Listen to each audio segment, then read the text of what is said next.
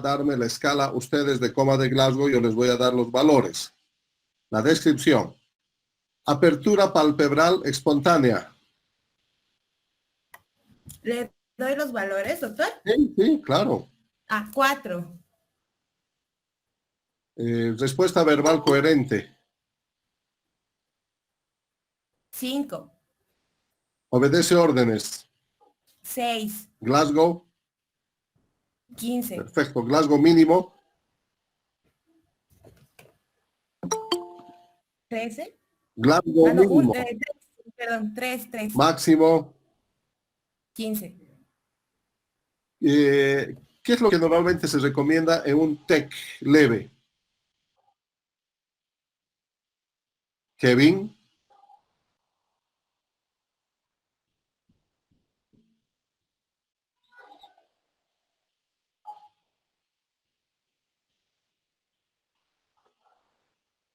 Kevin Fernández.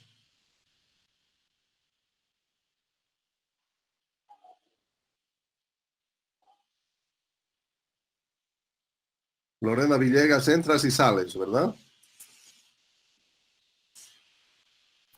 Perdón, doctor, es que mi internet está un poco mal, lo voy a revisar. Disculpar. Ok, Lorena, ¿qué es lo que se hace con un TEC leve como tratamiento?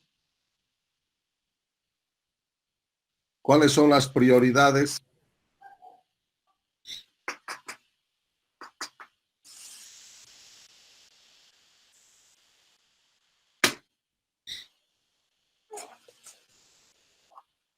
Este es uno de los uniformes distintivos del programa, ¿no? Así se tiene. Este es el logo del Comité de Trauma del Colegio Americano de Cirujanos. Y normalmente en el brazo derecho viene el título que tienes, ¿verdad? Este es de instructor.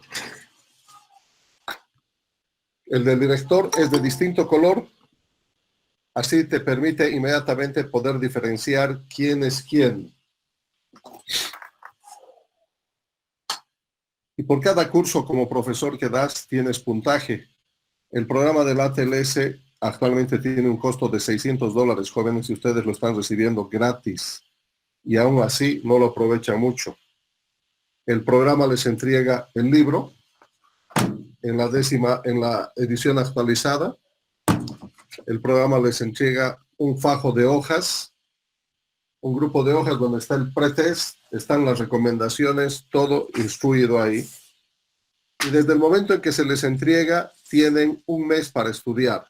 Yo normalmente en Cochabamba, conociendo a la gente, a los colegas flojos, les doy 2 meses para que estudien. Las políticas del Colegio Americano de Cirujanos dicen un mes. Al cabo de eso, las fechas ya están establecidas. Son 6 cursos por año en Cochabamba. Y normalmente nosotros hacemos la modalidad de 2 días.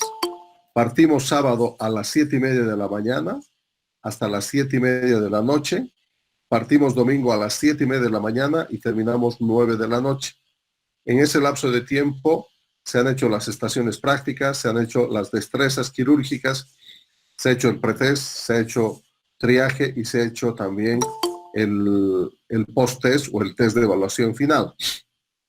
El porcentaje de reprobación normalmente en Estados Unidos y en el mundo entero está en el orden del 30%, y el grupo de profesionales que más reprueban son los mayores especialistas, porque cuando agarran el libro lo empiezan a leer y piensan que lo saben todo. Y llegado el momento, son los que pierden el curso. Y perdiste nomás, ¿no? O sea que no hay reclamo. Ay, mi papá, mi mamá, ¿y ahora qué hago? No hay, ¿verdad? Perdiste el curso y perdiste. Entonces el tema es que exige mucho detalle de conocimiento y aplicación, y además todo es razonamiento. Han podido ver las preguntas. Es razonar, cuestionarse, conocer, acomodar los esquemas mentales y responder, pero a la velocidad del rayo, lo que necesita la atención del paciente con trauma. Tiene 2 componentes y los 2 los tienes que aprobar. La parte práctica, que exige 100% de aprobación, y la parte teórica. Dado el tema del contexto, esto se ha hablado en Estados Unidos, todo viene arreglado de allá. Se dice de que dado el costo elevado y el porcentaje de reprobación, con la 9ª edición, el porcentaje de reprobación llegó a, no estoy proyectando nada todavía, llegó al 60%, porque la 9ª edición, el test de este es bravísimo de esta edición, bravo, muy bravo. Reprobaron el 60%, entonces había que hacer algo. Y lo que se hizo no fue modificar las preguntas porque estaban muy bien planteadas. Lo que se hizo fue bajar la nota de aprobación de 80 a 70, y con lo cual subió nuevamente el porcentaje de aprobados al 70%. Son 4 preguntas las que se les ha permitido fallar más, y entonces es la primera vez en toda la historia del programa en que se baja la nota para aprobar. No se cambian las preguntas ni se cuestionan. No, eso está evaluado por una unidad académica muy criteriosa y exigente del Colegio Americano de Cirujanos en el Comité de Trauma. Entonces, ¿qué ocurre cuando tu nota está más o menos entre 60 y 70? Entonces, en la teórica, en el examen escrito, te damos una oportunidad más. Te damos 2 semanas para que estudies, y en el lapso de 2 semanas nuevamente nos juntamos. Normalmente esto lo hacemos en el CETON, y dan su repechaje, ¿no? El desquite. Y del desquite aprueban normalmente el 50%, ¿no? Y no hay que regálame un puntito, regálame otro puntito, no hay. Ahí es cuando se termina todo, el desquite, se tabulan los datos, los resultados, y se entregan los certificados y se envían los resultados aprobados, reprobados, aprobados en desquite a la base de datos del Colegio Americano de Cirujanos de Estados Unidos, tanto de los profesores como de los instructores, para someter a una evaluación. Todo es evaluado. Después de eso se entregan los certificados, y tu certificado tiene un valor de 4 años. O sea, por 4 años estás como habilitado para atender pacientes con trauma. Antes de que completes el 4º año de vigencia, tienes que buscar un curso de refresco, así se llama, un refresh course, donde tú vas a poder hacer un curso más breve de un día para mantenerte actualizado. Sí, y obviamente te va a tocar con la siguiente edición, ¿verdad? En este caso con la 10ª, que es un cambio total. Es espectacular. A mí me ha encantado la 10ª edición. Es un cambio total. A ver, vamos a ver si lo aplicamos en las últimas sesiones. Y ahí estás, ahí continúas. Si no, perdiste la vigencia de tu certificado. Esta estructura de los paquetes del Colegio Americano de Cirujanos incluyen en la parte baja, ¿no? Está lo que es el PHATLS, el pre-hospital. También es del Comité de Trauma del Colegio Americano de Cirujanos, pero con los EMT, que son los técnicos, los Medical Technicians, con ellos. Después está el curso que viene el BLS, el ACLS, el PALS, que es el Pediatric en Trauma. Después viene ABLS, ACLS, PALS, el FLS, el FCCS, que es el Fundamentals en Critical Care, y en el vértice está el ATLS. Entonces, normalmente si tú tienes estas certificaciones para concursar a un espacio, a una beca, vas a tener grandes posibilidades de ingresar, porque afuera es bien difícil conseguir un espacio para el ATLS. Aquí ustedes pueden hacer el BLS en el belga, lo pueden hacer, nosotros lo vamos a hacer pronto. El ACLS lo hace el belga y Univalle. El ATLS solamente lo hacemos nosotros, bajo la tutela de Santa Cruz, que es el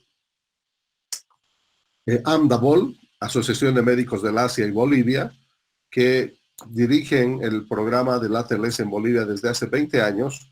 Entonces, solamente, no hay más quien te pueda ofrecer ATLS. O sea, si tú ves un letrero que ofrece ATLS, te está engañando, no hay más.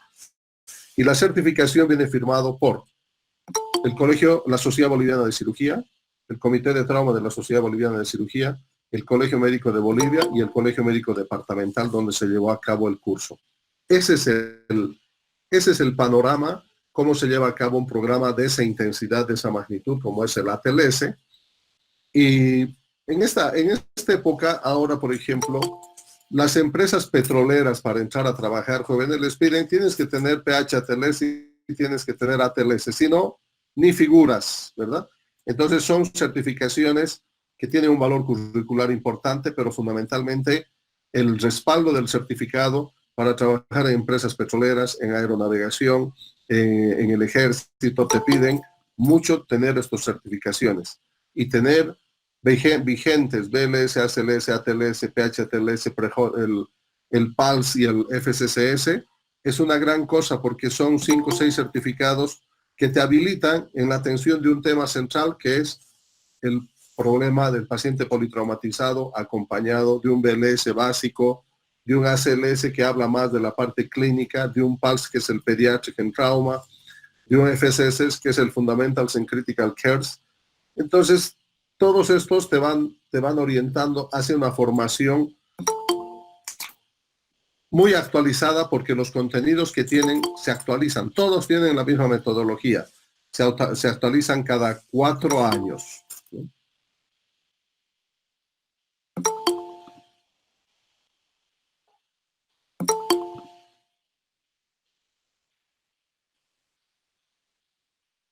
5 minutos.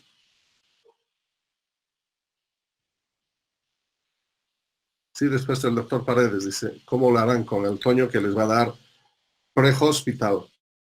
Ese programa también lo incorporamos nosotros. Yo le voy a apoyar al doctor con las presentaciones, si es que no tiene, para apoyarle, para ayudarle. Antonio es cirujano de la Caja Petrolera también, ¿no?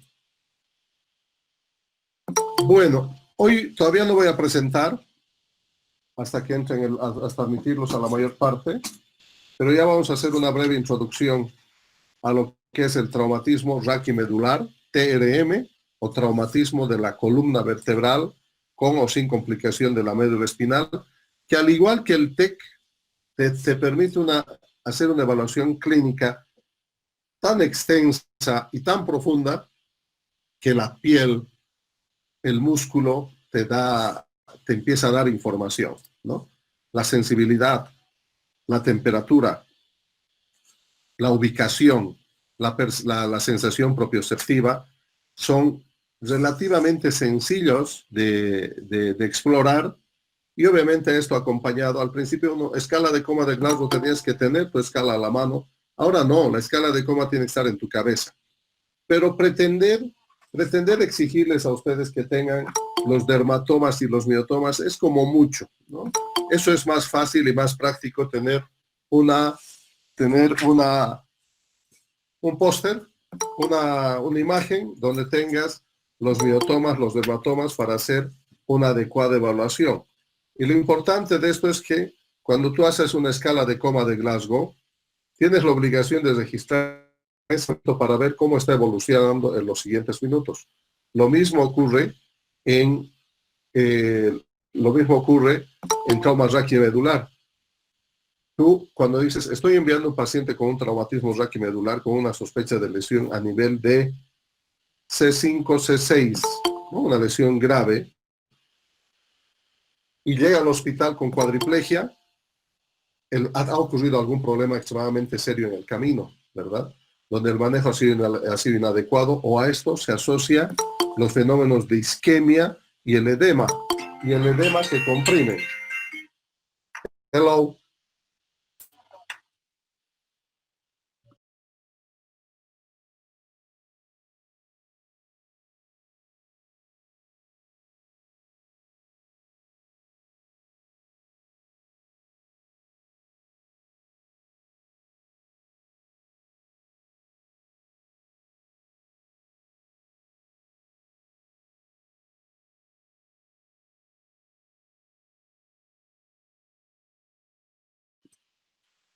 Vamos a apagar el celular.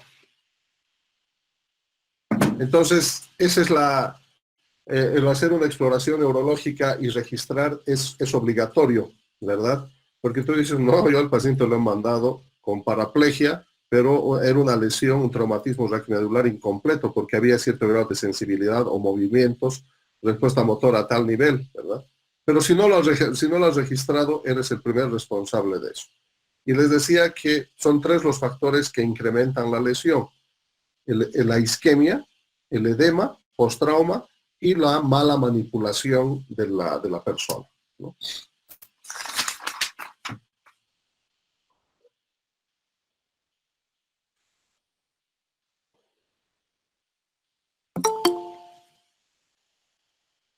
Se está disparando el COVID en Cochabamba, jóvenes, cuídense.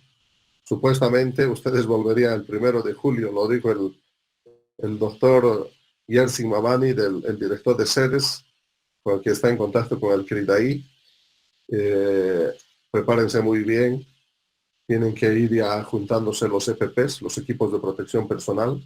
No se olviden, lo ideal es tener el N95, además de costoso, es muy incómodo mantener y cuidar. Yo les recomiendo que utilicen el KN95, que tiene una capacidad de filtración muy parecida. Es importante el uso de gorros cuando estén dentro del hospital. Y es importante que utilicen una bata impermeable cuando vaya. Y esto es personal, o sea, las instituciones no les van a proveer, porque en ese momento ustedes, de que llegan al hospital, se transforman en un obstáculo más junto al COVID. Entonces, ustedes tienen que tratar de minimizar su presencia, ¿verdad? O sea, casi fantasmas, como el COVID, que no se los vea, no tocar, no pisar, no respirar para no estar eliminando bacteria o virus.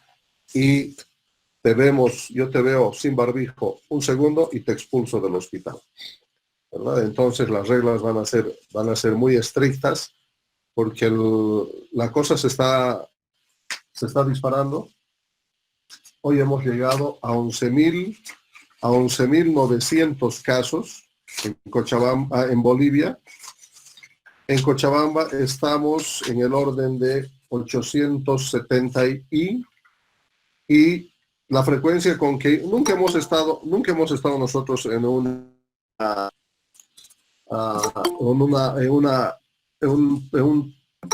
tregua epidemiológica, podríamos decir, o pausa epidemiológica. Hemos estado siempre incrementando de 1, de 3, de 4, de 2, de 1, pero en ningún momento habíamos alcanzado estas cifras que tenemos como ahora, ¿verdad? Ahora estamos incrementando de entre 50 y 100, y eso es esperable, ¿no? Por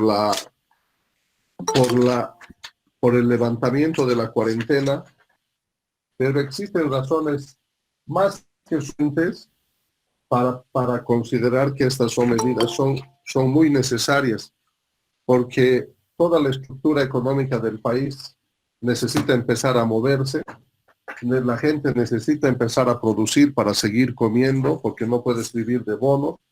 Por lo tanto, sí hay razones para retornar. Lo crítico es que Cochabamba, la estructura de salud en Cochabamba no está preparada para una pandemia de estas características.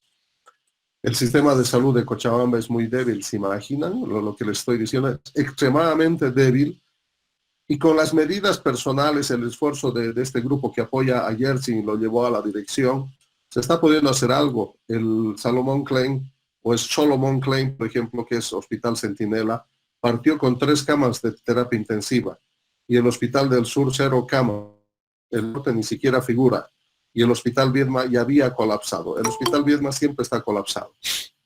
Entonces, se ayudó un poco los entes gestores, el gobierno, todo mandaron, y ahora el Salomón Klein tiene 8 camas de terapia intensiva y las 8 están ocupadas. Yo acabo de mandar un paciente de 65 años, y vamos a pasar lo mismo que en España y Estados Unidos, Nueva York, Europa han pasado, Francia, pero después de un mes y un poquitito, 40 días, ¿no?, en que han empezado a colapsar. Pero nosotros estamos empezando a colapsar en el momento más crítico, que es los primeros 10 días de la crisis, de la liberación de la cuarentena. Yo no estoy de acuerdo con que se prolongue más una cuarentena rígida.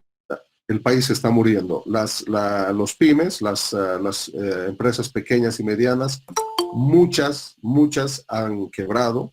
Muchos trabajadores, el porcentaje de desocupados se va a incrementar tremendamente.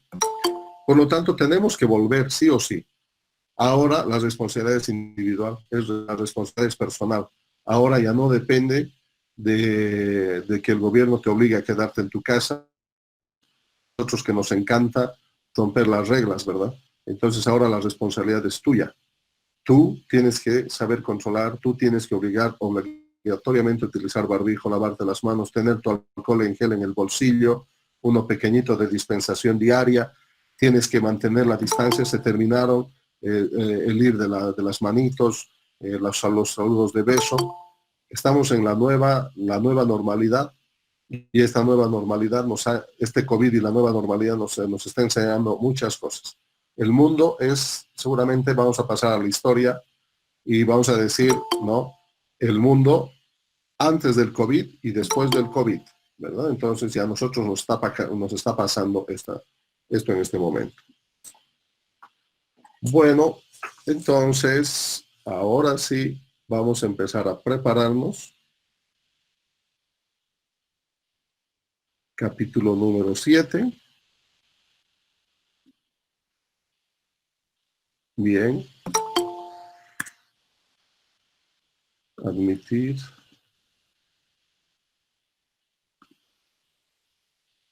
Vamos a compartir ahora toda la pantalla. Y nos vamos a la presentación. ¿Listo, jóvenes? ¿Se ve? No, doctor. No, doctor, no se ve. No, doctor. ¿No se ve? No se ve. Qué barbaridad. Tendremos que compartir. Admitir.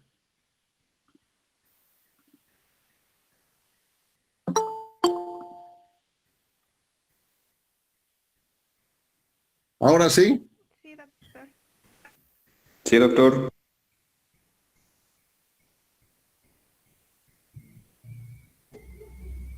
Muy bien. Entonces, hoy vamos a ver, este es un mix, porque vamos a saltar de adelante para atrás, de atrás para adelante. Wow. Ahora sí. Y vamos a empezar por esto. Cuando uno habla del trauma de la columna vertebral, hace mucha referencia, están viendo, ¿verdad? Sí, doctor. Sí, doctor. Entonces vamos a hablar mucho de lo que es la columna vertebral. Y vamos a empezar a hablar de una radiografía de columna vertebral como es esta. Una radiografía de columna vertebral tiene que tener la identificación. Tú tienes que saber a quién corresponde. Los primeros errores parten ahí. En segundo lugar, tiene que tener, ¿verdad?, las 7 primeras vértebras cervicales. 1, 2, 3, 4, 5, 6, 7 y la superficie de la T1. Perfecto. Entonces, ahora sí nosotros podemos evaluar una radiografía de columna cervical y normalmente empezamos a ver los cuerpos vertebrales por una columna anterior, convexidad anterior que corresponde a los cuerpos vertebrales, la convexidad posterior que corresponde al canal medular pared anterior, las apófisis espinosas y el canal medular la pared del canal medular posterior. Después vemos normalmente los cuerpos vertebrales, el atlas, el arco anterior del atlas, el arco posterior y los elementos posteriores del atlas, la segunda vértebra cervical con su apófisis odontoides por acá, y después entramos a ver lo que es una vértebra cervical o vértebra tipo de la columna vertebral que tiene un cuerpo, que tiene las facetas que conforman los pedículos laterales y los elementos posteriores que son las apófisis espinosas. Además de las facetas que están entre cuerpo vertebral y cuerpo vertebral en lo que es la columna facetaria, que son las superficies articulares, y entre cuerpo vertebral y cuerpo vertebral vamos a encontrar lo que son los discos intervertebrales. Esta configuración corresponde a una columna de un adulto y obviamente en los niños estas configuraciones pueden variar. En pacientes politraumatizados se debe considerar la posibilidad de una lesión de la columna vertebral siempre, y sobre todo la columna cervical. Algunos pacientes con lesiones de la columna desarrollan nuevos síntomas o empeoran después del tratamiento en el departamento de urgencias. El 5% aproximadamente lo cual puede ser causado por una inmovilización inadecuada, sí, además por isquemia y por edema y compresión. Leemos el cuadro Vázquez, Tefi. Hombre de 38 años es sacado de una piscina. Tefi, ¿me escuchas? Sí, doctor. Tefi, Sí, ¿tú ¿me eres escucha? Vázquez Ágreda? ¿Tú eres Vázquez Ágreda? Sí, doctor. Ah, entonces ya sé quién eres. Adelante.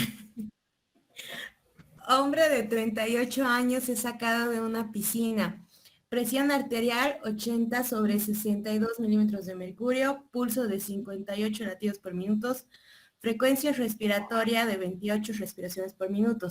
Está alerta, responde órdenes, la respiración es superficial, no moviliza sus miembros superiores ni inferiores. ¿Qué lesiones esperaría encontrar en este paciente y cómo lo manejaría? Bien. Primero, mecanismo de lesión, saltó a la piscina, ¿verdad? Y no calculó bien la profundidad de la piscina ni el nivel del agua. Así es que algo grave ha ocurrido. Segunda línea, ¿qué opinas de esto, Tefi? De los signos vitales, ¿qué te parece? Que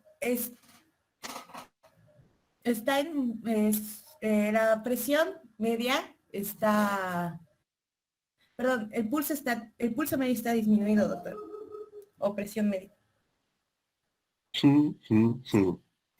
Mimi, salva a la Tefi.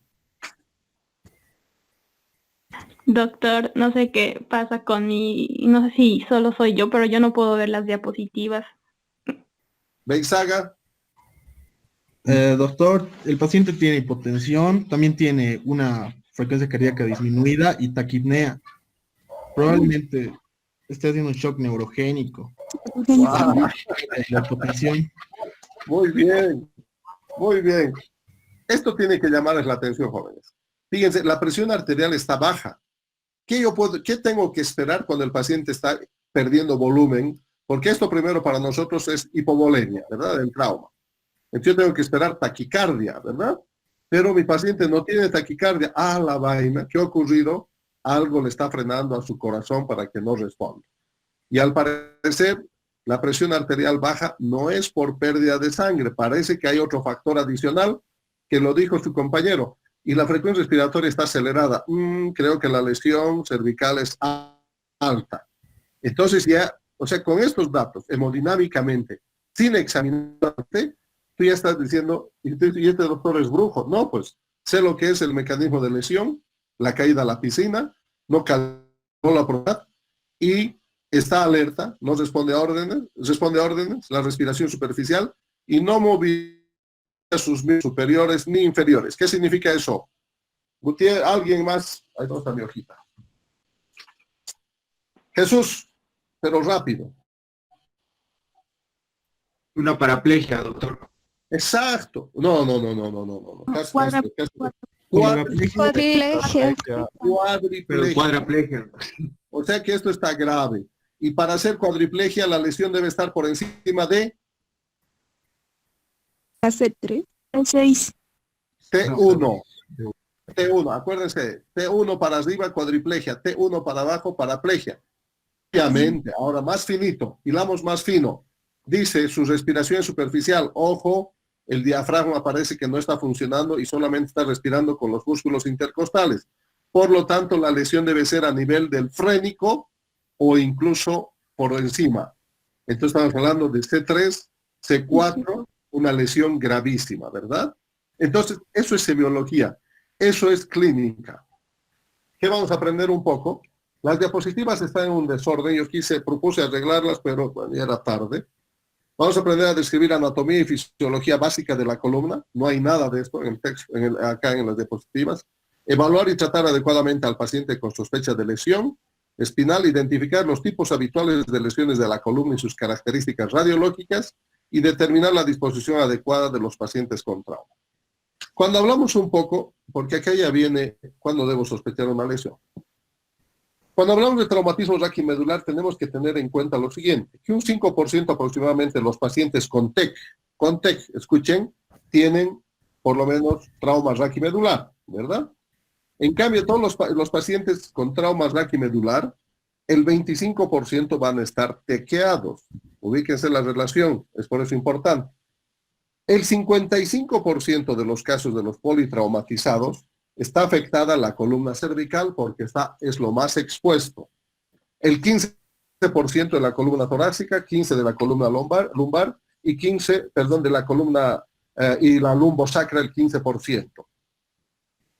El 10% de los pacientes que tienen una fractura, no se olviden esto, en la columna vertebral, o sea, ves una radiografía de columna cervical y hay una listesis o fractura o luxofractura a nivel de C5. El sitio en columna de donde se fractura con mayor frecuencia es la transición C5-C6, que es el fenómeno de asa de balde. El agarrador del balde, ¿se acuerdan? Es así como funciona ese nivel C5 sobre C6. Entonces tenemos una listesis de C5. Tenemos la obligación de buscar en el resto de la columna, porque dice hacer un mapeo radiológico. La presencia de una fractura en la columna vertebral hace suponer que en el 10% de los pacientes ustedes van a encontrar otra fractura en el resto de la columna, ¿ya? Cuando un paciente va a ser trasladado de un centro a otro o va a ingresar al servicio de emergencia, esta es la diapositiva de los porcentajes, ¿no? De la historia.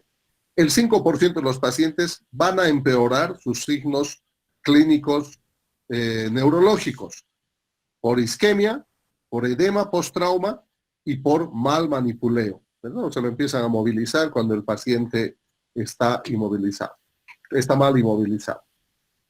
Es distinto evaluar un paciente con traumatismo raquimedular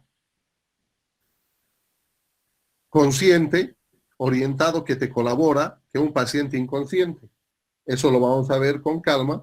Y normalmente estos pacientes conscientes pueden estar cursando sin dolor, ni datos de hiperestesias, ni anestesias cutáneas, donde el examen neurológico va a ser relativamente sencillo.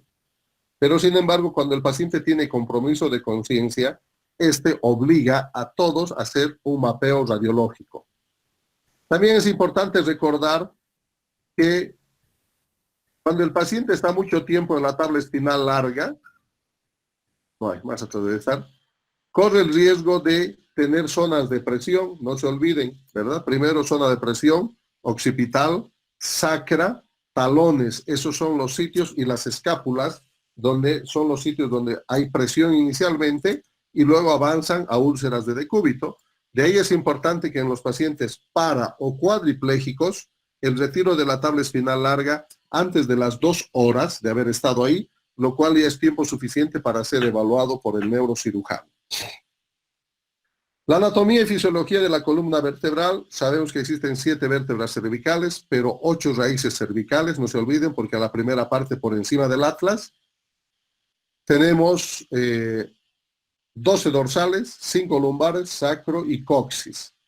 Hace rato les decía que la vértebra tipo tiene un cuerpo, tiene las facetas, tiene las superficies articulares, los discos intervertebrales, y a esto reforzado por los ligamentos anteriores, los ligamentos posteriores, constituyendo lo que son todos estos elementos de las columnas laterales, los pilares y las facetas articulares más los ligamentos, que van a dar la estabilidad a lo que es la columna vertebral.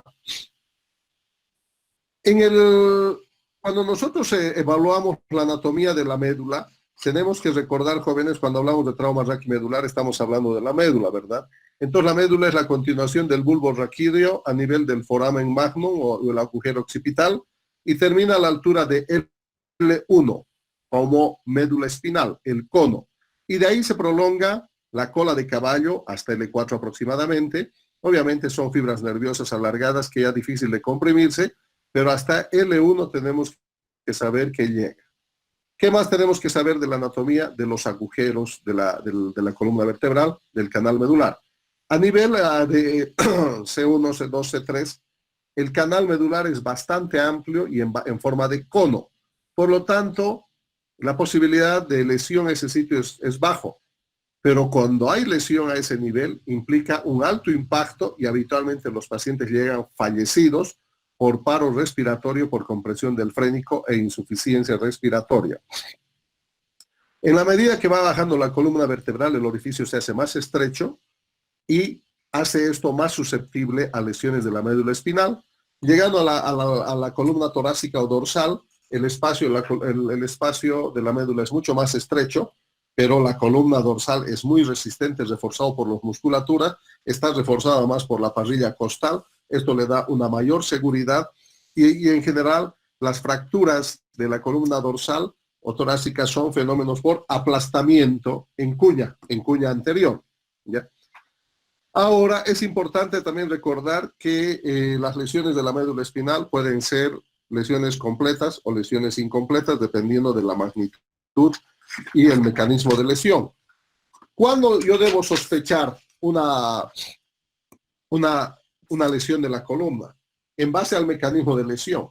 En un accidente automovilístico, un accidente de motocicleta, ya de hecho me hace sospechar una lesión de la columna cerebral, de la columna vertebral y particularmente de la médula espinal, como en este caso, ¿verdad? Entonces existen mecanismos de lesión como caídas de altura, accidentes automovilísticos, sin cinturón de seguridad, accidentes de motocicleta, de bicicleta que ponen en riesgo la columna vertebral. Cuando el mecanismo de lesión es vital porque me va a ayudar a sospechar las lesiones que pueda tener, por ejemplo, si me dicen accidente en la piscina, yo ya sé que el ñato saltó del trampolín, el agua era de muy bajo nivel e impactó la cabeza, traumatismo cervical. Cuando el paciente está inconsciente, para el médico en general, es muy complicado poder evaluar a este paciente porque no tenemos respuestas al examen, ni al interrogatorio, ni a la semiología clásica. Pero sí cuando ya existe déficit neurológico, manifestado por disminución de la sensibilidad, impotencia funcional o alteraciones de la propiocepción, ¿no? De la ubicación de la sensación profunda, obviamente ya estamos hablando de una lesión de la columna vertebral. Otro dato importante es dolor o sensibilidad en cualquier parte de la columna, espontáneo o provocado al movimiento o a la presión de los apoyos espinosos, la presencia de un dolor exquisito, ya te habla de una lesión inestable y que tú debes proteger. ¿Y cómo debo proteger la columna durante la evaluación inicial? El manejo y el transporte es fundamental, el manejo y la sospecha precoz. Tenemos que inmovilizar completamente al paciente sobre una tabla espinal larga, de preferencia acolchada y apropiada para el traslado y la permanencia prolongada, y acompañar esto con un collar cervical semirrígido, las colchonetas laterales y los cinturones frontal, de mentón, de tórax, de extremidades, y la protección es la prioridad. La detección va a ser secundaria. Tenemos que mantener estable esa columna. ¿Cómo vamos a detectar las lesiones de la columna? La clínica es fundamental. El examen neurológico normal y la ausencia de dolor e hipersensibilidad de la columna nos hace pensar que ese paciente no tiene lesión y que podríamos prescindir de un estudio radiológico. Sin embargo, la presencia de drogas, alcohol y otras lesiones pueden enmascarar una lesión de la columna. Y para esto uno tiene que saber realizar un examen neurológico muy rápido, pero a la vez profundo y completo. Y para esto nosotros tenemos que conocer un poco de lo que es el examen sensorial, el tema de los dermatomas, los miotomas. Vamos a hablar un poco del shock neurogénico y espinal, y vamos a empezar diciendo que el examen sensorial nos va a demostrar, ¿no?, la evidencia de un compromiso de lesión con el nivel de la lesión cuando el dermatoma, o sea, por la presencia de sensibilidad o de motricidad en el dermatoma más distal con función sensorial normal, pero bilateral, ¿verdad? Entonces, si estamos a nivel sensorial, a nivel de T4, por ejemplo, estamos hablando de las tetillas. A este sitio un poco vamos a trabajar con el deltoides, hablando el C5, ¿no? La maniobra del malcriado, el levantar el hombro, C5. El pulgar es la maniobra del vago, ¿no? El dedo, hacer el dedo para que te trasladen. Entonces, cada uno de estos puntos que vamos a ver en lo que es la distribución cutánea de los miotomas y los dermatomas son importantes al momento de la evaluación. ¿El dermatoma qué es? Es un área, una superficie de la piel inervado por los axones sensoriales de una raíz nerviosa. Entonces es importante conocer, por ejemplo, cómo yo podría averiguar los niveles de C4, C5, C6, es la capelina cervical, una especie de collar cervical en esta parte. C6 voy a explorar con lo que es el deltoides, perdón, C5, pulgar C6, a nivel de T, las tetillas T4, sifoides T6, ombligo T8, así, ¿sí? Y T12 a nivel de la sínfisis del pubis. Esto no siempre te vas a acordar, entonces es bueno tener nomás el gráfico para evaluar el nivel sensorial, el nivel motor. Las lesiones de la médula espinal se pueden clasificar de acuerdo al nivel de lesión, de acuerdo a la severidad del déficit neurológico, en los síndromes de la médula espinal y de acuerdo a la morfología. Vamos a ir viendo estos en cada instante. Está desordenada la presentación, no se asusten, yo se los estoy acomodando. La detección de una lesión de columna. Si el paciente está consciente, coopera y es capaz de concentrarse en su columna, no tiene dolor o hipersensibilidad en el cuello o la columna, y tocas, pero, ¿verdad? Le preguntas espontáneamente, ¿te duele? No. Ahora te voy a tocar, ¿no? Pides que te fija la cabeza un ayudante y empiezas a tocar la columna vertebral como teclas del piano, de arriba abajo. ¿Te duele? ¿Me avisas cuando te duele? No. Chico, ahora vamos a mover un poco. Retiro un poco la parte frontal del collar y le digo, haz una flexión. ¿Te duele? No. ¿Hasta donde puedas? No. Extiende. ¿Te duele? No. Flexión lateral. ¿Te duele? No. Derecha la flexión lateral. ¿Te duele? No. Rotación izquierda. ¿Te duele? No. Rotación derecha. ¿Te duele? No. Ah, no, tu columna está muy bien. No es necesario realizar más evaluaciones radiográficas y lo podemos liberar del collar cervical. Pero ante la presencia del mínimo dolor espontáneo o a la presión o a la exploración, esa se considera como una columna inestable y tenemos que mantener la inmovilización. ¿Qué ocurre cuando la conciencia está alterada? Esto es grave, ¿no? Porque en estos pacientes está inconsciente, drogas, alcohol, definitivamente el examen clínico nos deja muy pobre, no nos da muchos datos, entonces aquí tenemos que hacer el mapeo radiológico de toda la columna, radiografía simple de columna, en la posición lateral AP, esas dos, y ocasionalmente, ahora vamos a hablar un poco de las radiografías en boca abierta o por el agujero occipital para ver la odontoides, la transición C2 entre lo que es el cuerpo y su apófisis odontoides. ¿Cómo confirmo la presencia o ausencia de una lesión significativa en la columna? Es importante el mecanismo de lesión, los signos clínicos de déficit neurológico, ¿verdad? La investigación radiológica es vital en estos pacientes. Vamos a ver que una radiografía simple, ¿verdad?, de la columna vertebral puede descartar hasta en el 97% de los casos, con una vista muy afinada de águila que evalúa la radiografía, te puede detectar, y a esto complementamos con una tomografía o eventualmente con una resonancia nuclear magnética, que es ideal para ver la columna y particularmente para definir la integridad de la médula espinal. Nos permite identificar fracturas óseas, luxaciones y subluxaciones, y es aquí donde les decía, es importante cuantificar el número de fracturas. Una nos hace pensar que en un 10% vamos a encontrar otras más. En los niños existen proyecciones radiológicas con subluxaciones anatómicas normales, y siempre debemos presumir la inestabilidad de la consulta frente a un mecanismo de lesión que implica un impacto directo de lo que es la cabeza, la médula, la columna vertebral, accidente de moto, caída de altura, y debemos hacer una consulta temprana con el neurocirujano. Una radiografía cervical lateral excluye el 85% de las fracturas. Si a esto le agregas la AP y la de odontoides, vas a llegar al 97%. Se adiciona la proyección anteroposterior de odontoides para excluir la mayor parte de las fracturas. Entonces, ¿qué ocurre? Normalmente en la vista lateral, si yo estoy sospechando que hay una fractura de odontoides, que mi lesión es alta, estamos hablando de una fractura de Jefferson C2, entonces es vital, yo necesito ver la posición del odontoides en relación con el arco anterior del atlas. Por lo tanto, si pienso eso, tengo que tomar una radiografía en boca abierta. Entonces los haces entran tangenciales a través de la boca abierta Y a través de esto de esta proyección voy a poder observar la posición de las masas laterales del atlas en relación con la apófisis odontoides. En la lateral voy a ver la relación de lo que es el arco anterior del atlas con los odontoides y los elementos posteriores.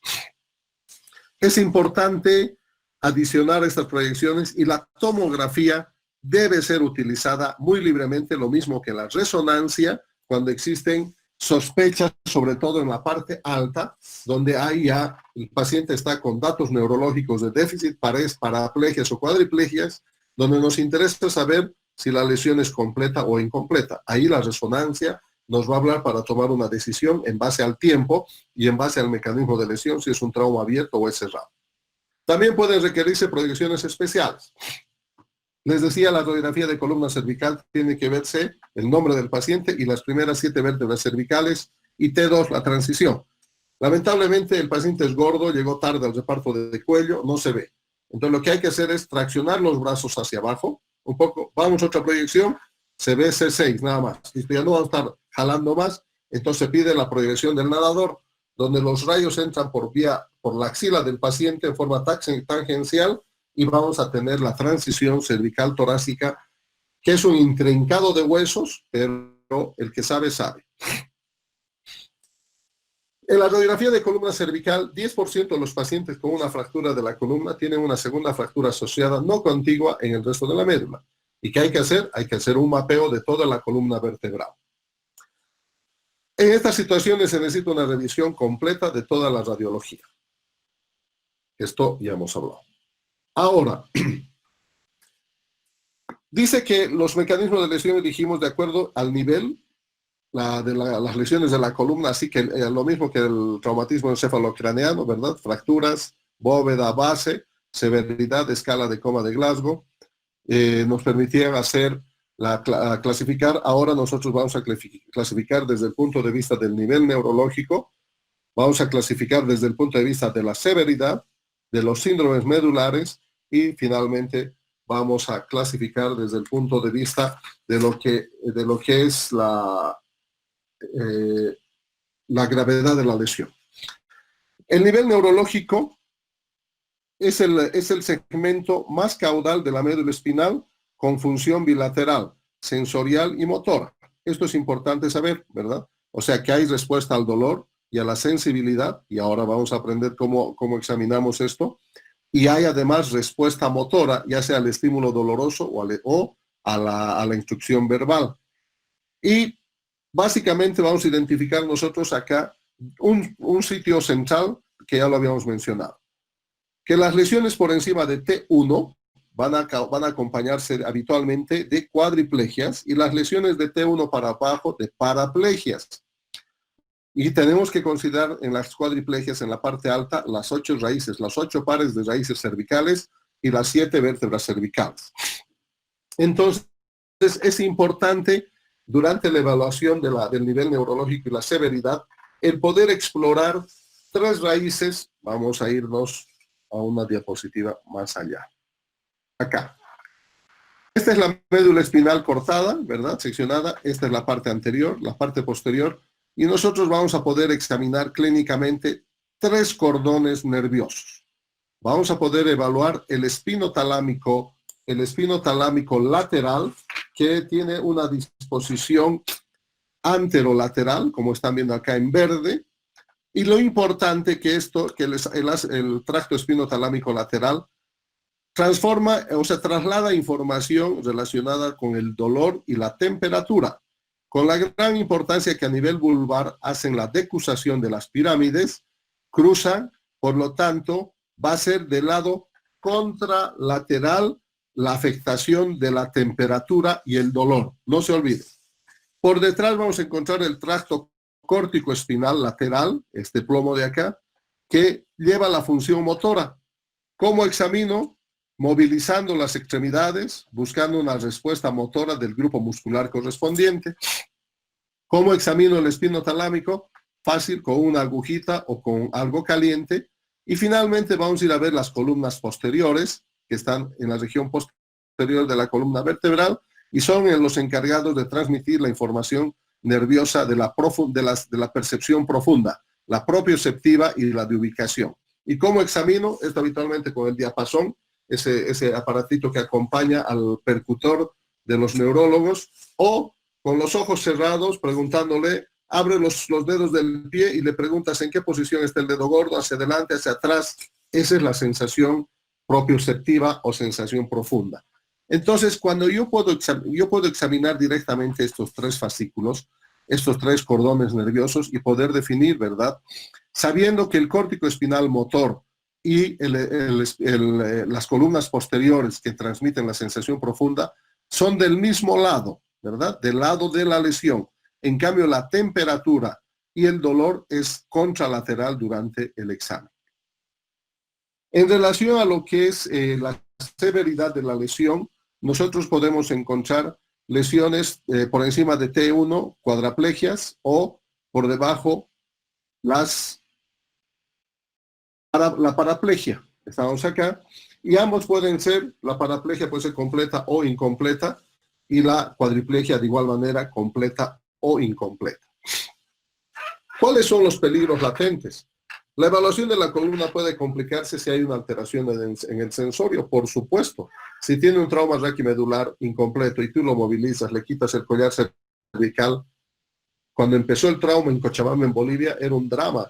Tú ponías un collar cervical y venía el neurocirujano, ¿y para qué sirve esta soncera? Y la retiraba, ¿no? Era un problema serio. Uno como experto en trauma pedía una tomografía y te decía, ¿y por qué le has pedido? ¿No? O sea, habían ciertos problemas para poder entender porque había un cambio generacional. Hay que retirar la tabla espinal tan pronto como sea posible y realizar una rotación en bloque del paciente. Cuando se está haciendo la rotación es cuando se está retirando la tabla espinal. No se olviden 2 horas. Los pacientes que tienen un rasgo alto de úlceras, zonas de presión, son los inconscientes, los parapléjicos, los adultos mayores y los que están en shock. Y esto es crítico. Al menos el 5% de los pacientes con lesión de la columna vertebral van a empeorar en el hospital durante su evaluación. ¿Por qué? Les he repetido ya 5 veces. ¿Por qué, Steffi?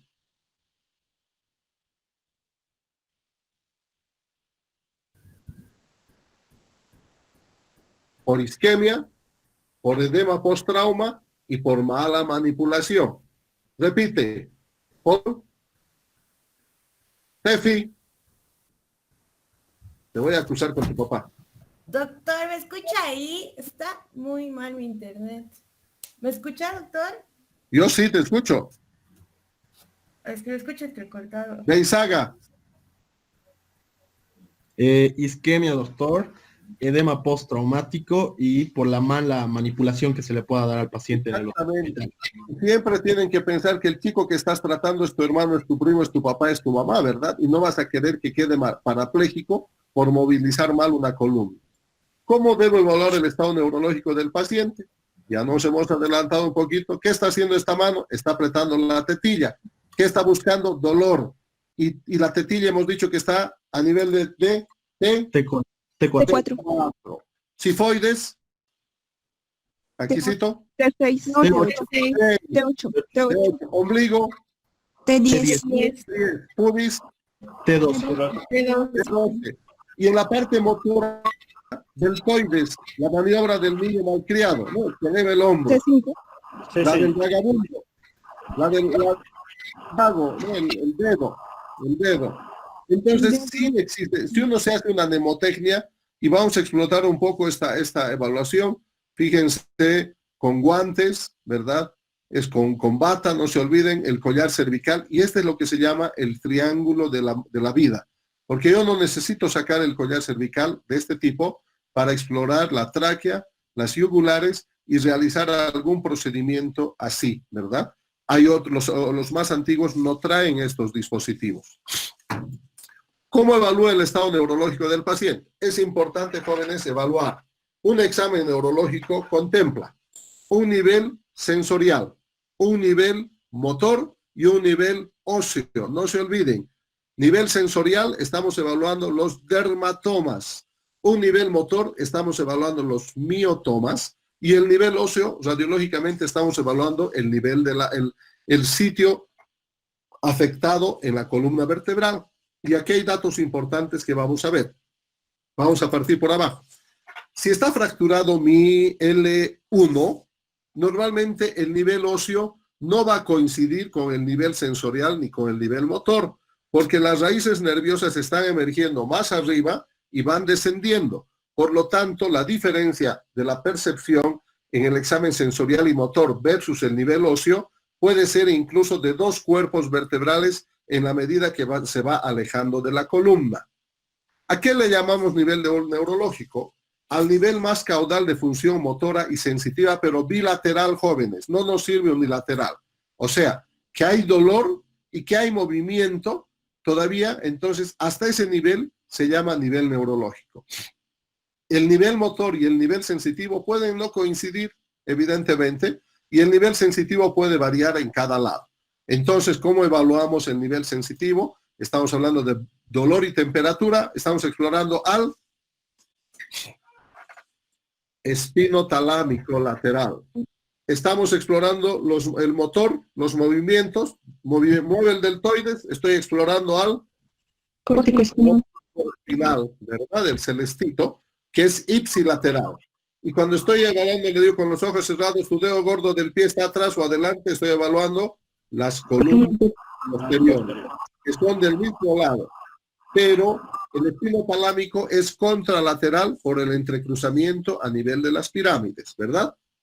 Y el nivel óseo es el sitio de lesión de la columna vertebral. Existen algunos tipos particulares de lesiones, los síndromes que se llaman medulares. Vamos a ver si hay por acá. Efectos de la lesión en la médula espinal. Shock, acá. Aquí vamos a utilizar esto.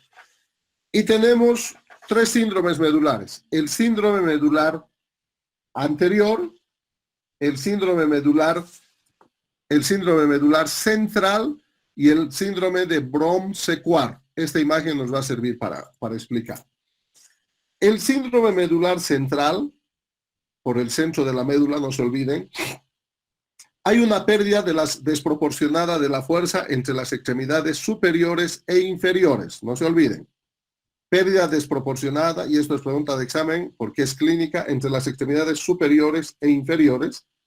Habitualmente, esto responde a lesiones en personas mayores que tienen raquiestenosis, columnas rígidas y han caído hacia adelante, ¿verdad? Los viejitos tambalean, se caen adelante y hacen un fenómeno de hiperflexión con caída hacia adelante, y aquí se ve afectada la arteria vertebral anterior por isquemia y elongación. La recuperación es a la inversa. Empieza a recuperar primero las extremidades inferiores y luego las superiores, y esto está dado por la disposición nerviosa en la proyección de la columna de las extremidades. Esta lesión, que es el síndrome medular central, es el que mejor pronóstico que tiene de los otros 2. El síndrome medular anterior se caracteriza por una paraplegia, acuérdense, y una pérdida sensorial disociada, ¿ya? La parte motora y la propiocepción hay una paraplegia, ¿verdad? Pero la parte de la temperatura y el dolor están disociados con una conservación de las columnas posteriores. La propiocepción y la percepción profunda se va a mantener. Normalmente esto está en relación a infartos del territorio que corresponden a la espinal, a la arteria espinal anterior, y tiene un peor pronóstico que el medular central. Y el síndrome de Brom-Sequard, a mí me tocó ver esto en el Viedma, por eso es que se me grabó y creo que es importante saber. Se presenta como mecanismo de lesión heridas penetrantes por arma blanca habitualmente, con secciones parciales de la médula espinal que secciona la mitad de la médula. Me tocó ver, hay sección de la columna posterior, del córtico espinal y del espinotalámico lateral. Por lo tanto, ¿qué va a tener este paciente? Va a tener déficit motor del mismo lado, va a tener déficit propioceptivo y sensación profunda del mismo lado, y va a tener una disminución o alteración de la sensibilidad del dolor y de la temperatura en el lado contralateral por debajo del nivel de la lesión, ¿verdad? Entonces, eso es importante recordar en relación porque hay dos preguntas de esto. Es un enredo, ¿verdad? Porque te llevan a la confusión entre lo que es la arteria vertebral anterior y la espinal anterior. Entonces es importante recordar que el central es de los viejitos y habitualmente el lateral responde a infartos medulares. Retornamos a donde íbamos, acá. Hemos visto el nivel neurológico. El estado neurológico nos va a definir si una lesión es completa o incompleta y esto es vital. La ausencia por debajo del nivel de la lesión sensorial, motora y ósea, la ausencia completa de cualquier tipo de respuesta sensorial, motora, ya definitivamente se cataloga como una lesión completa. En cambio, la presencia de una mínima respuesta sensorial o motora de un arco de 2/5, nos permite predecir que esa lesión es incompleta y obviamente tiene un mejor pronóstico. Incluso la preservación de los nervios sacros puede ser la única función residual y esto se logra explorando el fruncido del ano y la estimulación perianal. ¿Cómo identifico y trato el shock neurogénico y el shock espinal? Ese es el otro dato importante que había que tener y esto también es pregunta de examen y además de que esto lo tienen que saber, ¿verdad? Lo que tiene nuestro paciente es un shock neurogénico. Concepto, el shock neurogénico es un trastorno vasomotor de los vasos, dejémoslo mejor, un trastorno hemodinámico, una alteración hemodinámica secundaria a una lesión nerviosa, normalmente de la médula espinal. Ese es el shock neurogénico, o sea, manifestaciones hemodinámicas secundarias a una lesión neurológica. En cambio, el shock espinal son manifestaciones neurológicas por lesión neurológica, en este caso de la médula, con hipotonía, flacidez y habitualmente falta de respuesta, falta de reflejos, ¿ya? Entonces la diferencia. ¿Qué es el shock neurogénico? El shock neurogénico habitualmente se presenta en ese tipo de lesiones, mecanismo de lesión de caídas de altura, donde ha habido una lesión cervical alta y el paciente está cuadripléjico, pero la lesión fundamental ha ocurrido por una sección de las vías simpáticas descendentes. Acuérdense, simpático y parasimpático, equilibrio. Cuando no hay simpáticos, predominará el parasimpático, ¿verdad? Entonces, al lesionarse las vías simpáticas descendentes, predomina el parasimpático. ¿Qué ocurre con el simpático seccionado? Se produce vasodilatación del territorio venoso, por lo tanto va a haber secuestro de sangre en las vísceras, en el intestino, en las piernas, y eso te da la hipotensión, jóvenes. ¿Bien? No hay pérdida de sangre, pero hay un secuestro por un incremento del lago venoso, producto de la pérdida del tono vasomotor de las venas particularmente, incrementando el estancamiento. ¿Y qué ocurre a nivel cardíaco? Bradicardia, porque no existe el simpático acelerador y el parasimpático está dominando y provocando una bradicardia o una ligera aceleración del ritmo cardíaco. Entonces, esto es lo que se define como shock neurogénico. Manifestaciones hemodinámicas, hipotensión sin taquicardia y otro dato más importante. En shock habíamos dicho manifestaciones precoz, piel pálida, sudorosa y fría. Eso es hipovolemia. Y en este caso de shock neurogénico, la piel está rosadita y con color y temperatura conservada, a diferencia del shock hipovolémico. El shock neurogénico, ahí lo tienen, es un fenómeno cardiovascular debido a la pérdida del tono simpático asociado a la lesión de la médula espinal, cervical o torácica alta, hipotensión y bradicardia. El tratamiento es reanimación y normalmente al segundo litro, mecanismo de lesión, ves hipotensión sin taquicardia, ya tienes que pensar en mecanismo de lesión de la columna, y a parar un poco los fluidos y empezar. Aquí estamos autorizados a utilizar drogas vasoactivas. El shock espinal son los efectos directos, es manifestaciones neurológicas de un trauma neurológico, no hemodinámico, ocurre al poco tiempo de la lesión, es de duración variable, donde hay flacidez y pérdida de los reflejos, lo habíamos dicho. Otras consecuencias, si la lesión es muy alta, columna cervical, vamos a tener alteraciones del frénico, con alteraciones de la ventilación, la evaluación abdominal va a estar comprometida, lo dijimos, en trauma raquimedular en TEC, tocas, apretas, le pellizcas, no le duele nada, ¿verdad? Y el síndrome compartimental también puede estar escondido. Ojo. El manejo. ¿Cómo manejo los pacientes con lesiones de la médula espinal? Lo importante, igual que en el TEC, es disminuir la lesión secundaria. Tenemos que asegurarnos A, B y C. No se olviden, las prioridades son las mismas: mantener una adecuada perfusión de los órganos y tejidos y mantener una buena perfusión de la médula espinal. Acuérdense, la presión de perfusión cerebral va a dar también lugar a una buena perfusión de la médula espinal. Si tenemos una PAN menos PIC o una presión de perfusión de más o menos 70, 80, vamos a estar bastante satisfechos porque sabemos que está llegando también sangre a la médula. ¿Qué hacemos con la hipotensión? De inicio, todo trauma con hipotensión, jóvenes, es shock hipovolémico hasta que se demuestre lo contrario. Mecanismo de lesión, ojo, caída en la piscina, no mueve los pies, no mueve las manos, ojo, cuidado, jóvenes, paren un poco los fluidos, empiecen a preparar atropina, dobutamina, norepinefrina. Necesitamos drogas vasoactivas porque al parecer es un shock neurogénico y empezamos a monitorizar el débito urinario. ¿A quiénes debo trasladar?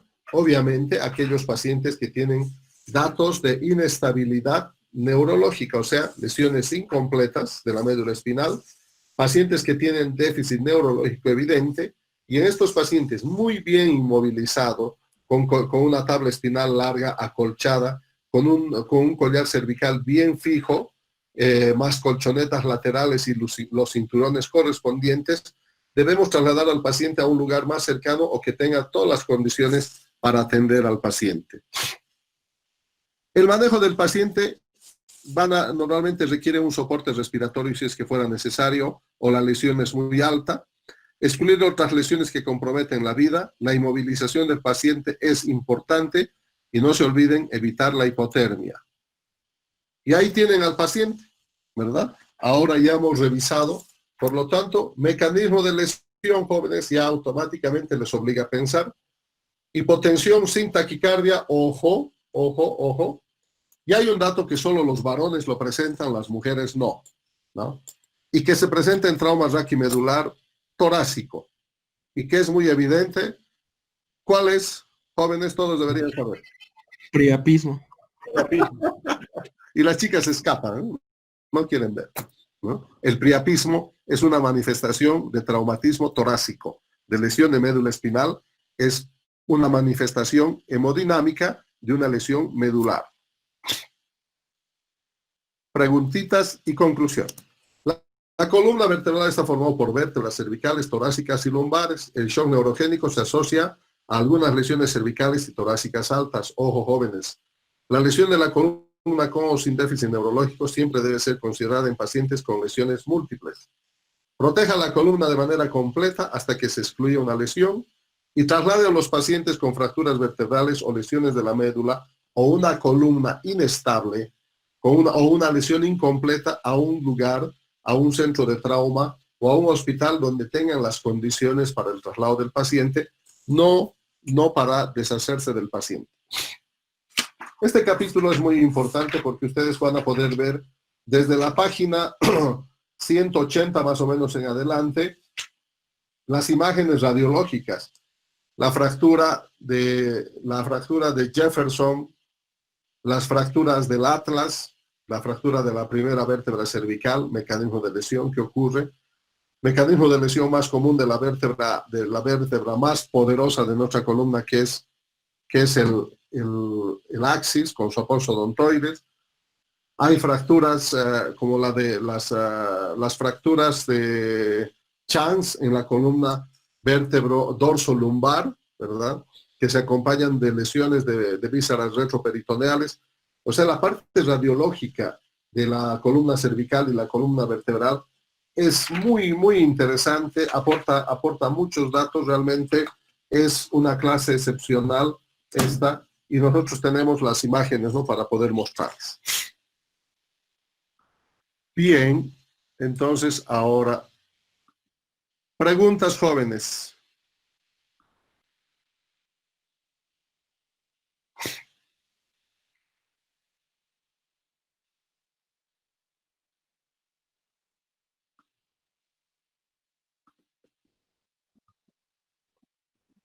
No hay preguntas.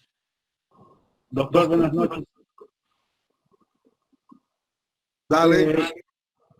Mi pregunta era si nos podría, por favor, recapitular un poco sobre la lesión del cordón anterior.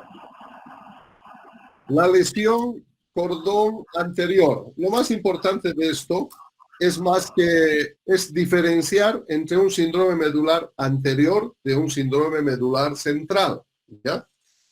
Para un síndrome medular central, acuérdate de tu abuelito, ¿verdad? Viejito, con su columna rígida, con sus pasos cortitos, y que de repente va a dar la impresión que quieren despegar de la tierra, ¿no? Y empiezan a acelerar el tren, ¡pum!, se van hacia adelante, hacen una hiperflexión. ¿Qué ocurre? Igual las arterias están ateromatosas, están rígidas, y la hiperflexión va a hacer que hagan un vasoespasmo, disminuye la irrigación en esta zona, afectando el territorio de irrigación de la arteria vertebral anterior, y en la proyección nerviosa, en este sitio, cuando ustedes vean estos gnomos de la columna vertebral y el cerebro y la proyección de nuestro cuerpo, ahí van a ver que está en la parte central la proyección de los brazos. Es por eso que hay una disminución de la fuerza de las extremidades superiores, o sea, no pueden levantar, pero todavía los piecitos responden. Y la recuperación es al revés, empieza a recuperar de las piernas y termina con los brazos. Ese es el síndrome medular central. Y el anterior, en general, estamos hablando de paraplegia, lesión por debajo de T1. Hay una pérdida sensorial. Cuando hablas de sensorio, estás hablando de espinotalámico lateral. Entonces, dice disociada de lo que ya tienes el déficit motor, ¿verdad? Ya se evaluó la parte motora. Entonces, hay una disociación, la parte motora es ipsilateral. Disociación de lo que es la propiocepción de lo que es la pérdida sensorial. La propiocepción se mantiene, pero la sensorial está alterada, ¿ya? Y esto se debe habitualmente a infartos de la arteria espinal anterior y tienen un pésimo pronóstico, jóvenes, estas lesiones. Y el broncequar es muy bonito, les he hecho, son secciones, la sección de la mitad de la médula espinal afectando el córtico espinal motor, el espinotalámico lateral termoalgésico y las columnas posteriores, la propiocepción, la sensibilidad profunda. ¿Qué más? ¿Cómo se puede evaluar el estado neurológico en la lesión medular en un paciente con traumatismo craneoencefálico severo? Entonces te contesto con la primera parte que empecé. El 25% de los pacientes que tienen trauma raquimedular van a tener traumatismo encefalocraneano, o sea, se acompañan con graves estados de compromiso del sensorio. En cambio, un 5% solamente de los TRM se acompañan de TEC, ¿verdad? Es menos.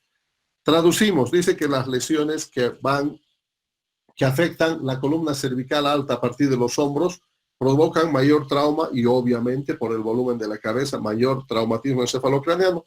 Por lo tanto, aquí la evaluación neurológica clínica nos limita. ¿Qué vamos a hacer? Mapeo radiológico tomográfico instantáneo, ¿verdad? Una vez estabilizado A, B, C, radiografía de la columna para detectar y ante la mínima sospecha, acuérdense, 97% de las lesiones las podemos identificar de la columna con proyecciones radiológicas adecuadas. Columna cervical anterolateral, lateral, anteroposterior, odontoides, boca abierta o de agujero occipital. Podemos, en el 97% de los casos, prescindir de una tomografía y con un buen examen clínico, joven. Ahí es el mapeo. ¿Qué más?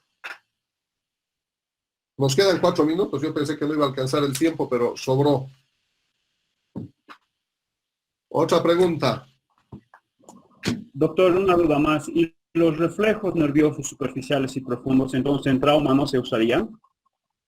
No mucho, amigo. A no ser que estés pensando en un shock medular, ¿verdad? Ahí sí, cuando esté para diferenciar si es un shock neurogénico o medular, voy a pedir mi percutor, ¿no? Mi martillito de percusión, que viene siempre acompañado del diapasón, y ahí voy a ir a buscar, pero raro, amigo. Uno que no tengo el martillo de percusión en mi bolsillo, ¿verdad? Solo tienen los neurólogos, y no es un accesorio de utilidad en trauma y en los servicios de emergencia. Prefiero agarrar mi tensiómetro de repente, los tensiómetros pesados de cabeza gruesa, y con eso golpear si estoy pensando en shock espinal o para diferenciar un espinal de un neurogénico. Doctor, ¿el uso de metilprednisolona ayuda en pacientes con lesión medular? ¿Qué capítulo has leído? Edición octava, sí, octava, novena. Séptima edición de la ATLS dice, la metilprednisolona en bolo administrado dentro de las primeras 8 horas post-trauma, sobre todo si se trata de traumatismos cerrados que comprometen la médula espinal, tiene un nivel de evidencia 2A. O sea, utilícelo, es muy bueno, es la droga salvadora, ¿no? La metilprednisolona para disminuir el edema y evitar mayor lesión. Acuérdense, empeora por isquemia, por edema post-trauma y por manipuleo. Entonces, aparentemente se habría descubierto la droga mágica para disminuir el edema. Octava edición, no es tan evidente, y esto es medicina basada en evidencia, no es tan evidente que el uso de la metilprednisolona haya demostrado efectividad en el manejo del trauma raquimedular con lesión medular en traumas cerrados, como se había manifestado en la séptima edición. Por lo tanto, porque ustedes acuérdense, en Estados Unidos todo es tema médico legal, ¿verdad? Por lo tanto, si tiene, úselo. Si no lo tiene, no hay ningún inconveniente. Nivel de evidencia baja a un nivel de evidencia 3, con un grado de recomendación pobre, ¿verdad? O sea, si tienes, úsalo. Si no, no hay ningún problema, no vas a tener cargo de conciencia ni nada. Lo mismo ocurre con el TEC jóvenes en la sexta edición. Cuando cambia el TEC, lo pasan, el TEC leve estaba de 13 a 15, y cuando empiezan a hacer el mapeo, esto es un estudio europeo multicéntrico, y ven y seleccionan los pacientes con TEC leve, y dicen, sí, hay un porcentaje de un 2 al 3% que se complica, y empiezan a ver, y los que se complican son los que están con TEC 13, ¿verdad? Y dicen, entonces mejor excluyamos a los TEC 13, ¿no? Lo bajamos a TEC moderado, porque a todos esos les vamos a hacer tomografía y vamos a identificar. Entonces, en esa edición se hablaba de TEC leve 14-15 solamente, pero después por estadística se vio que en realidad este estudio estaba sesgado porque había una inclinación, varios factores, varias variables que no se habían tomado en cuenta, y se definió nomás el retorno del TEC leve de 13 a 15 con un porcentaje de complicaciones que están en el orden del 1 al 1.5%. Si no existe un mecanismo de lesión que indique lesión espinal, pero el paciente tiene hipotensión y bradicardia, luego de cuántos litros de líquidos en el cual no responde, sospechamos shock neurogénico. Al segundo litro, Andrés, al segundo litro tú ya tienes, seguramente, si no tienes mecanismo de lesión y te lo dejaron en la puerta de tu casa, tu borrachito, ¿no? No sabes qué le ha ocurrido, pero algún dato tiene que haber. Ya, muy bien. Dices, no hay nada, perfecto, pero está hipotenso y bradicárdico o normocárdico. Entonces ahí ya voy a sospechar cuando ya vaya en el segundo litro y voy a decir, ojo, alto, la orina, bien, está orinando una maravilla, perfecto. Acá empezamos con dopa, norepi, dobuta, lo que sea.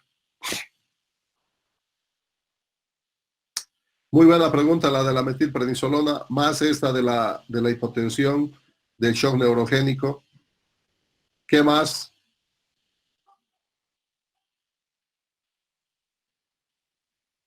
Muchas gracias, doctor. Estoy terminando mi curso, en realidad ya he terminado mis videos y participaciones. Estoy haciendo un curso de esófago, lo vamos a ver. Les voy a dar, cuando nos toque mínima invasión, es un curso espectacular online y tengo que dar examen el 19, ¿no?